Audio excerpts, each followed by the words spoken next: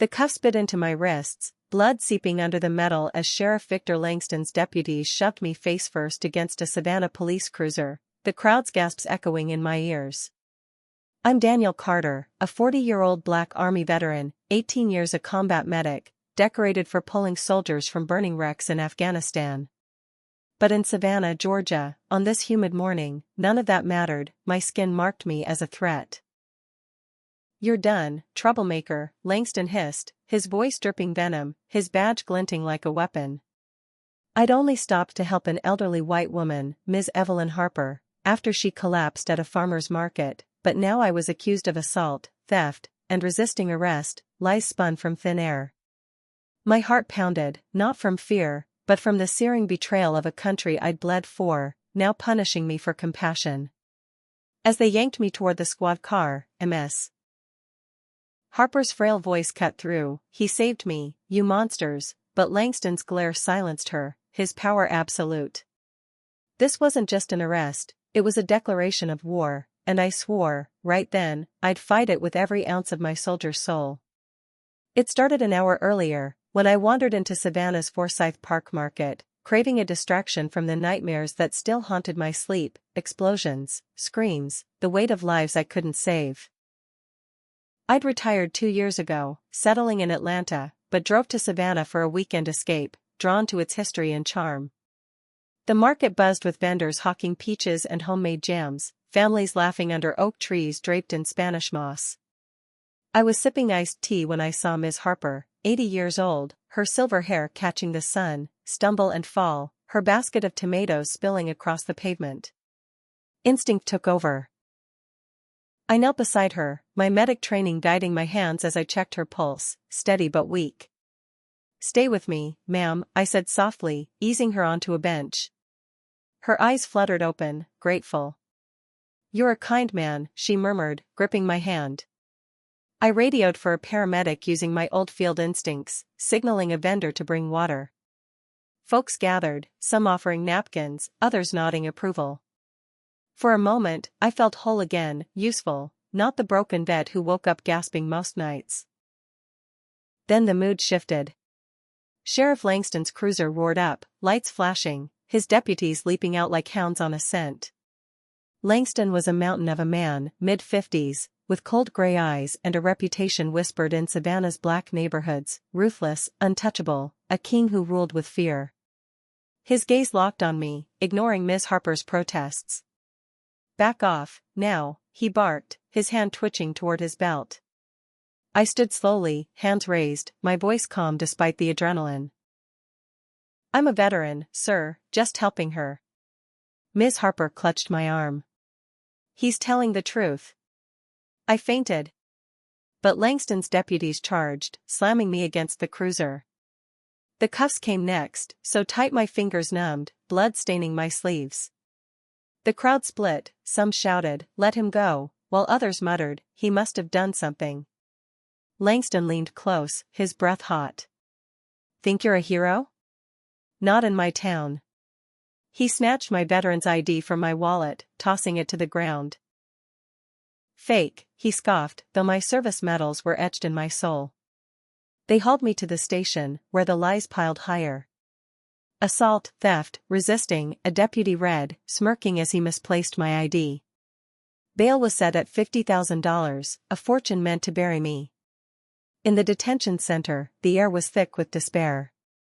Guards accidentally kicked over my water cup, ignored my bleeding wrists, and tossed me a moldy blanket. "Get comfy, soldier boy," one sneered. But I'd faced worse. Desert heat, shrapnel wounds, the weight of a dying friend's hand. I sat on the concrete floor, closing my eyes, letting my medic's focus take over.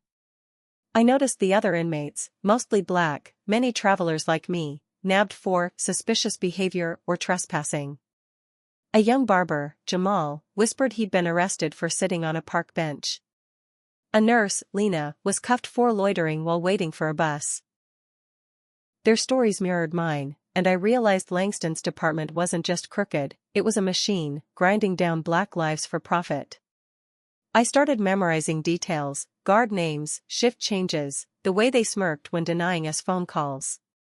My hands itched for a pen, so I scratched notes into my mind, a mental ledger of injustice. Langston's shadow loomed larger as I learned more. Inmates whispered he'd run Savannah's sheriff's office like a fiefdom for 20 years, his deputies handpicked for loyalty, his influence strangling the city. He bragged about cleaning up Savannah, code for targeting black drivers on highways like I-16, where arrests fueled federal grants. Jamal told me Langston once laughed at a community meeting, saying, "Some folks don't belong here." His cruelty wasn't just personal. It was systemic, a web of quotas and kickbacks that enriched him while we suffered. I pictured his smug face, those gray eyes that saw me as less than human, and my anger burned hotter. But anger alone wouldn't win. I needed strategy, the kind I'd use to triage wounded soldiers under fire. Hope flickered when I met Aisha Brooks, a 34-year-old public defender assigned to my case. She slipped into the consultation room, her braids neat, her eyes sharp despite the late hour. "Mr. Carter, I'm your lawyer," she said, her voice steady but warm. I told her everything, Ms. Harper's collapse, Langston's aggression, the fabricated charges. "I'm not pleading guilty," I said, my jaw tight. "I served this country. I won't let them erase that." Aisha's pen paused, her gaze meeting mine. "You're a combat medic?" she asked, spotting my dog tags, which I'd salvaged from a guard's trash bin. 18 years, retired with honors, I replied. She leaned forward, scribbling furiously. "Langston's got a history," she said. "I've seen cases like yours, black travelers, trumped-up charges, sky-high bail." She promised to investigate, but warned Judge Clarence Morton, Langston's ally, would make it tough. I nodded, my resolve steeling. I'd faced ambushes before, this was just a different kind. Outside, my arrest was blowing up. My old squad mate, Tanya Wells, saw a bystander's video on X, captioned, "Veteran cuffed for saving elderly woman?" #Savannah Injustice. Tanya, a fierce paratrooper, recognized me, call sign Doc, and rallied our unit. "We're coming for you, Doc," she texted via Aisha's secure line. On X, the video hit 100,000 views, with comments like, "This is racism, plain and simple." But hate surged too, anonymous users typed, "He's no hero, just another thug." The words cut deep, echoing slurs I'd heard in barracks, on streets, my whole life. Yet, the support grew louder. A Savannah church posted, "Daniel Carter is our neighbor. Free him." Ms. Harper's grandson, Eli, was fighting to share her story, despite deputies pressuring his family to stay quiet. I pictured her trembling hands, her gratitude, and my chest ached. This fight was for her, for Jamal, for Lena, for every black soul Langston had crushed. In my cell, I traced the scars on my wrists, each sting a reminder of Langston's hatred. I thought of my daughter, Maya, 16, who'd begged me to take this trip to find peace. "You're a hero, Dad," she'd said. I clung to that, letting it anchor me against the guards' taunts, the inmates' despair. Langston thought he'd broken me, but he'd miscalculated. I was a medic, trained to save lives under fire, to outthink chaos. I'd expose his empire, not with fists, but with truth. As I lay on the cold floor, I whispered a vow, Savannah would remember this fight, and Langston would fall. The cell door clanged, a guard barking my name, and I stood, ready for whatever came next, my soldier's heart beating strong. The cell's damp chill seeped into my bones, but it was the weight of injustice that kept me awake, my wrists still raw from Sheriff Victor Langston's handcuffs. I'm Daniel Carter, a 40-year-old Black Army veteran, 18 years a combat medic, now locked in Savannah's detention center for helping Ms. Evelyn Harper, an elderly woman who'd collapsed at a market. The charges, assault, theft, resisting arrest, were lies, but the truth was uglier. Langston's department was a machine, profiting by targeting black travelers like me. As I sat on the concrete floor, my medic's instincts sharpened, turning despair into resolve. I'd faced death in Afghanistan, patched up soldiers under fire. This was a different war, but I'd fight it with the same precision. The guards thought they'd broken me, sneering as they forgot my meals or left my infected wounds untreated, but they didn't know I was watching, listening, building a case in my mind. Every taunt, every denied request, was a thread in the web of corruption I vowed to unravel, not just for me, but for every soul trapped in this place. The detention center was a maze of cruelty, its gray walls echoing with the stories of inmates, mostly black, mostly outsiders, caught in Langston's trap. I learned fast, Savannah's sheriff department thrived on arrests, pocketing federal grants tied to conviction rates. Aisha Brooks, my public defender, had whispered the stats during her last visit. Black travelers were 6 times more likely to be arrested than white ones, their bail averaging $12,000 higher for identical charges. Langston's deputies patrolled highways like I-16, cherry-picking S4 infractions like a broken taillight or suspicious loitering. The money flowed to the department, and whispers among inmates hinted at kickbacks to Langston himself, his offshore accounts growing fat while we rotted. I saw it in the guards' eyes, smug, untouchable, loyal to a sheriff who ruled Savannah like a tyrant. Langston wasn't just a bully, he was a predator, his gray eyes cold as steel, his 20-year reign built on fear.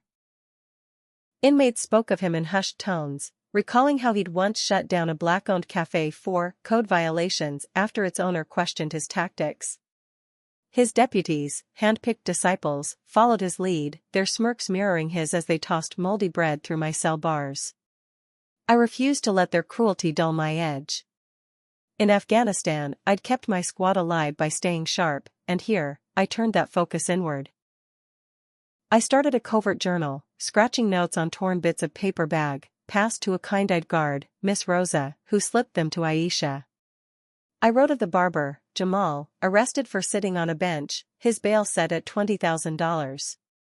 Of Lena, the nurse, cuffed for waiting at a bus stop, her diabetic medication lost by guards. Their stories wove a pattern. Langston's system didn't just arrest us, it broke us, pressuring us to plead guilty to crimes we didn't commit. I organized quiet meetings in the cell block, whispering to inmates during laundry duty, urging them to share their experiences. "We're not alone," I told Lena, her hands trembling. "Our stories are evidence." My voice, steady from years of calming wounded soldiers, gave them courage. Jamal started memorizing guard schedules, noting who skipped medical checks. Lena tracked which inmates were denied phone calls. We became a unit, bonded by shared pain, our whispered plans a rebellion against Langston's empire. Outside, allies were rising. Aisha, 34, was a firebrand, her braids swinging as she pored over my case in the consultation room. "Langston's dirty," she said, her eyes blazing. I found financial ties, him, Judge Clarence Morton, and Coastal Corrections, the private jail operator. She'd uncovered bank records showing unexplained deposits to Morton's campaign, timed with spikes in black arrests. Aisha faced her own battles, her car was keyed, her office mail tampered with, but she fought on, driven by her own history. "My brother was profiled," she confessed, voice low. "Same system, different town."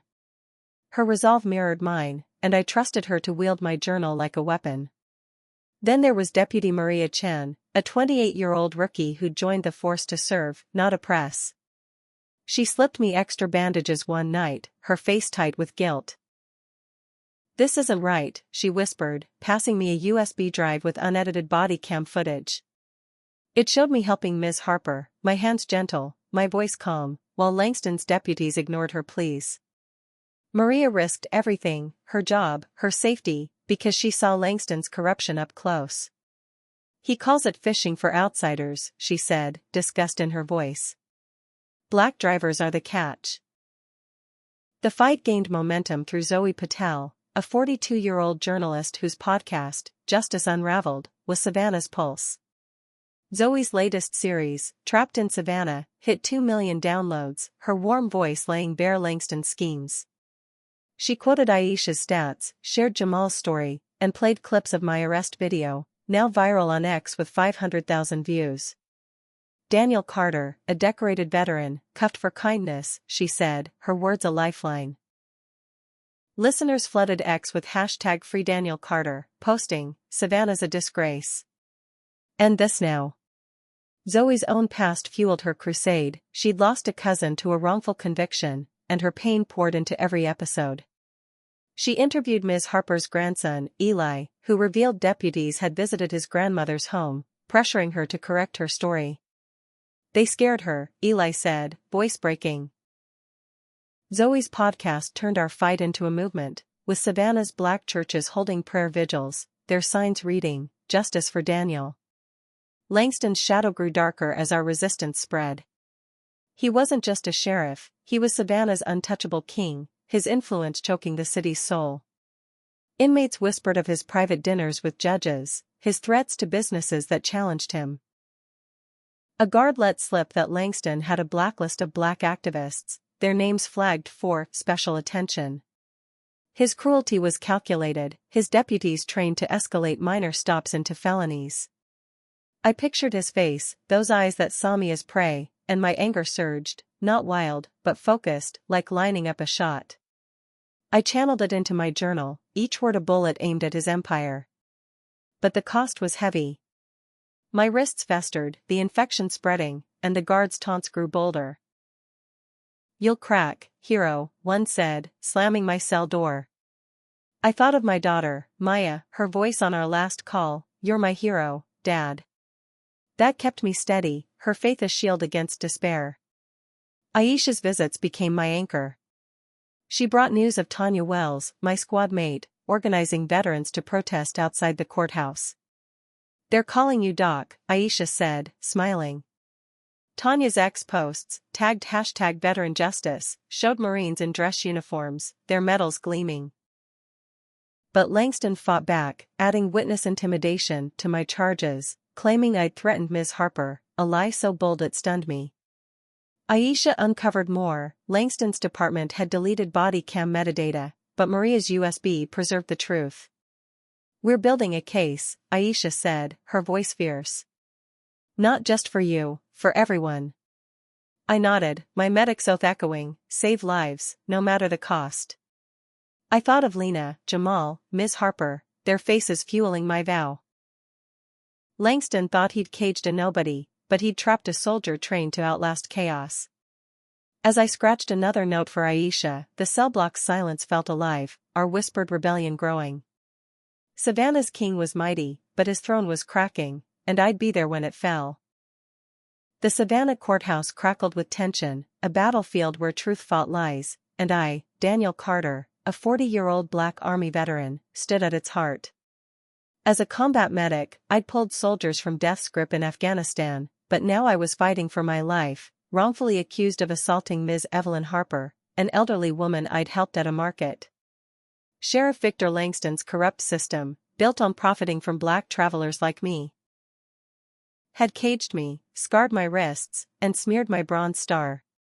Yet, as the trial's fourth day dawned, I felt a shift, like the calm before a mission's turning point. The veterans outside, led by my squad mate Tanya Wells, stood resolute. Aisha Brooks, my public defender, wielded evidence like a blade, and Zoe Patel's podcast woke a nation. Langston's empire was crumbling, and when General Raymond Holt, a 4-star general, stepped into the courtroom, his presence a thunderclap, I knew the tide had turned. This wasn't just my fight, it was a reckoning for every black soul Savannah's sheriff had crushed, and I'd see it through with a medic's unwavering heart. The courtroom hushed as General Holt entered, his uniform stars gleaming, his face carved with authority. I sat at the defense table, my orange jumpsuit a stark contrast to his honor, but his nod to me was a soldier's salute, a vow that my service mattered. Prosecutor Henry Vaughn faltered mid-sentence, his narrative of me as a volatile veteran unraveling under Holt's gaze. Jurors straightened, sensing the weight of a man who'd led armies now watching their verdict. Aisha leaned close, whispering, "He's here for you, Daniel. We've got them rattled." My chest tightened. Not with fear, but pride, the kind I'd felt saving lives under fire. Holt's presence wasn't just symbolic, it was a signal to Langston that his lies faced a higher power. I glanced at the sheriff in the gallery, his gray eyes narrowed, his usual smirk gone. Langston wasn't just a bully, he was a strategist, his 20-year reign built on silencing dissent, but now he was cornered, and I saw fear flicker in his face. The trial's pivotal moment came when Ms.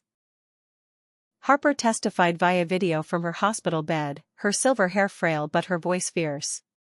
She'd suffered a stress-induced heart episode, pressured by Langston's deputies to stay silent. "Daniel Carter saved me," she said, tears streaking her cheeks. "I fainted, and he was there, gentle, kind. Those deputies twisted it, threatened my grandson's store if I spoke up." Her words landed like a grenade, shattering Vaughn's case. Aisha played Maria Chen's unedited body cam footage, showing me easing Ms. Harper onto a bench, my voice calm despite Langston's aggression. The jury's gasps echoed my own relief, but Judge Clarence Morton, Langston's ally, tried to block it, muttering about chain of custody. Aisha's objection was swift: "This is truth, Your Honor, not manipulation." Morton's gavel hesitated, his bias exposed under Holt's stare. Outside, the fight exploded. Zoe's podcast released my smuggled journal, its entries, scribbled on paper bags, read aloud to millions. "They cage us for profit," I'd written, "but our stories are stronger than their bars." #Justice for Daniel trended nationwide, with 2 million posts on X, from Savannah teens to Chicago activists. Protests swelled, crowds chanting, "Free Doc Carter." Tanya's veterans erected a digital billboard in Forsyth Park, "Honor Daniel Carter, not corruption." Her crowdfunding campaign hit $100,000, funding legal experts to join Aisha. Tanya's drive wasn't just loyalty, it was redemption. She'd lost a brother to police profiling, his memory fueling her fight. "You're our family, Doc," she texted, and I clung to that, my daughter Maya's face in my mind, her last letter urging, "Don't give up, Dad." Langston's desperation turned vicious. Aisha uncovered his attempt to transfer me to a high-security jail 200 miles away, a ploy to isolate me from allies. Maria Chen, risking her career, leaked memos showing Langston's orders to neutralize my case, including bribing a juror. "He's panicking," Maria whispered during a cell block check, her eyes haunted. She'd joined the force to protect, but saw Langston's deputies celebrate black arrests like trophies. Her courage mirrored Malik's, the young inmate I'd mentored, who now led our cell block's quiet resistance, logging guard abuses. Malik's growth, from fear to defiance, was my victory, proof our fight reached beyond these walls. Federal intervention hit like a storm. FBI agents slipped into the courtroom's back row, their notepads active, eyes scanning Langston. Aisha grinned, slipping me a note, "They're raiding his office." Agents seized computers, uncovering financial trails linking Langston, Morton, and Coastal Corrections. Zoe's latest episode exposed $250,000 in offshore deposits to Langston, timed with black convictions. Savannah's airwaves buzzed with her voice, "This is systemic racism, paid for in blood." The city split, some rallied for Langston, claiming law and order, but most, especially Black and Latino communities, marched, their signs reading, "End Langston's reign." I felt their pulse in my cell, their chants a cadence from my army days, steadying me. Morton, sensing defeat, declared a mistrial, citing media bias. Aisha was on her feet, "This is obstruction, Your Honor." The courtroom erupted, jurors whispering, Holt's jaw tightening. Then Federal Judge Elena Rivera entered, her robes commanding silence. "This case is under federal jurisdiction," she declared, her voice steel. "Evidence suggests civil rights violations."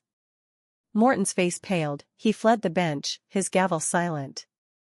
Rivera dismissed all charges with prejudice, her words a bomb, "Mr. Carter, this court apologizes for your ordeal." I stood, my posture soldier straight, tears stinging but unshed. General Holt approached, his voice low. "Sergeant Carter, your country failed you, but your service stands." "I'm sorry." His apology, a 4-star general's reckoning with racism, hit me harder than any cuff. I nodded, my voice steady, "Thank you, sir. This fight's for more than me." Langston's fall was swift. Federal agents caught him fleeing on I-95, his suitcase stuffed with cash, a coward abandoning his throne. X exploded with footage of his arrest, captioned, "Savannah's King Falls." Maria's memos, Zoe's reporting, and Aisha's evidence painted a damning picture. Langston's department ran on quotas, targeting black drivers for profit, with Morton ensuring convictions. Aisha uncovered Langston's past, a dishonorable discharge from the Navy for racial harassment, buried to protect his rise. His empire, built on fear, collapsed under truth. I thought of Malik, Lena, Jamal, their stories now weapons, and Miss Harper, her courage a light in this darkness. In my cell, awaiting release, I mentored Malik one last time. "Keep fighting," I said, handing him a legal pamphlet Aisha smuggled in. He nodded, his eyes fierce. "For you, document." The guards, once smug, now avoided my gaze, Langston's defeat humbling them. Tanya's veterans sent a photo of their vigil, now 100 strong, their unity my strength. Zoe's podcast played in my mind, Daniel Carter's fight is America's. I thought of Maya, her faith in me, and vowed to make her proud. Langston had caged a medic, but he'd unleashed a movement. As the cell door opened, Rivera's words echoing, charges dismissed, apology given, I stepped forward, my scars a map of this war, my heart ready for the next. The Savannah air felt lighter as I walked free from the detention center, my scarred wrists a reminder of the battle I'd won. I'm Daniel Carter, a 40-year-old Black Army veteran, a combat medic who'd braved Afghan battlefields, only to be handcuffed in Savannah for helping Ms. Evelyn Harper, an elderly woman who'd collapsed. Sheriff Victor Langston's corrupt system, profiting by targeting black travelers, had tried to break me, but truth prevailed. General Raymond Holt's apology, Judge Elena Rivera's dismissal of charges, and a coalition of veterans, allies, and a city's outrage tore down his empire. Yet, freedom was just the start. Standing before a crowd chanting Doc Carter, I saw my daughter Maya's face in my heart, her belief in me driving a vow to turn pain into progress. This wasn't my victory alone, it was for every black soul crushed by racism, and I'd heal those wounds with a medic's steady hands, building a legacy of change. Savannah's Sheriff Department, once Langston's fortress, was reborn under Deputy Maria Chen, the rookie who'd risked everything to leak evidence. As interim sheriff, Maria launched reforms, body cameras with uneditable feeds, a hiring surge that tripled Black and Latino officers, and a community board where voices like Ms. Harper's grandson, Eli, held sway. Black traveler arrests dropped 80% in a year, a triumph. Zoe Patel's podcast, Justice Unraveled, broadcast to 5 million listeners. Maria's fight was personal, she'd grown up dodging Langston's deputies in Savannah's black neighborhoods, her badge now a shield for justice. I visited her revamped headquarters, where she unveiled a training module based on my case. "You sparked this, Daniel," she said, her eyes warm. I pointed to her reforms. "You made it real." I launched the Carter Equity Network, a nonprofit to empower profiling victims, starting with veterans. Funded by Tanya Wells's $150,000 crowdfunding campaign, our legal clinic served 300 clients in a year. A Navy vet arrested 4 suspicious walking, a teacher cuffed 4 loitering. I poured my soul into it, haunted by inmates like Malik, the young man I'd mentored in jail. Now free, Malik joined us, his law school dreams backed by our scholarships. "You showed me I'm not invisible, Doc," he said at a clinic, his grin my reward. The network taught communities to record injustices, turning phones into tools of truth. My TED Talk, From Cuffs to Change, reached 10 million viewers, my voice urging, racism hides in silence, shine a light. Teens in Miami shared clips, tweeting, "We're Doc's Army." Maya's text after, "I'm so proud, Dad," was my anchor, her love stronger than any scar. Savannah's Unity Day Festival, born in Forsyth Park where I was arrested, became a beacon. I keynoted its first event, facing 5,000 people. Black, white, Latino, young, old, under ancient oaks. "We're here because we chose truth," I said, my voice rising. "Let's keep choosing it." Ms. Harper, recovered, took the stage, her hand in mine. "Daniel's kindness saved me," she said, voice cracking. I was scared, but he showed me bravery. Our bond, forged in injustice, inspired Savannah, her bakery became a Unity Day hub, Eli's scholarships lifting profiled youth. "You're our brother," Eli said, and I felt a city's heart mend, its divisions fading. General Holt's Carter Initiative trained 15,000 military leaders to fight bias, named for my stand. He met me in Savannah, his stars dimmed by humility. "You exposed our flaws," he said, his grip firm. I thought of Tanya, whose brother's profiling death fueled her resolve.